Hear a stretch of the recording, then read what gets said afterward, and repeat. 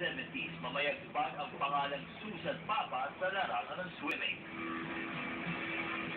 With more than 600 medals and trophies, nakapagtala din ng bagong record sa 100-meter at 200-meter butterfly event ang kinilalang Philippine Swimmer of the Year noong 1970.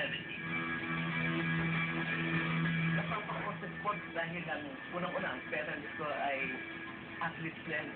My parents, yung father ko is a basketball player and my mother is a softball player.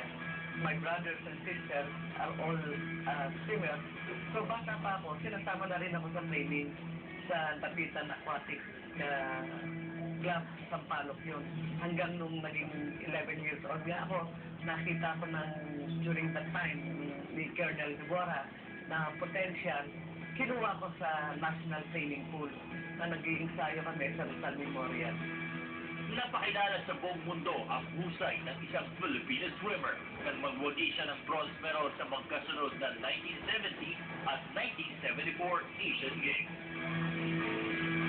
I was the youngest among the Pacific delegates na pinadala sa 1966 Asian Games. Napaka-sarap ng pakiramdam talaga. Pag pinadala ka sa Asian Games, 16 na swimmer, yung 16 na yun talagang makikita mo, lahat may medal. Lalo na yung mga swimmers galing sa Mindanao, talo pa nga nila yung Hapon Kasi talagang dedicated kami. Wala kami iniisip na magkakapera ka ba, or we really submitted ourselves into the hard training, into the morning, afternoon training.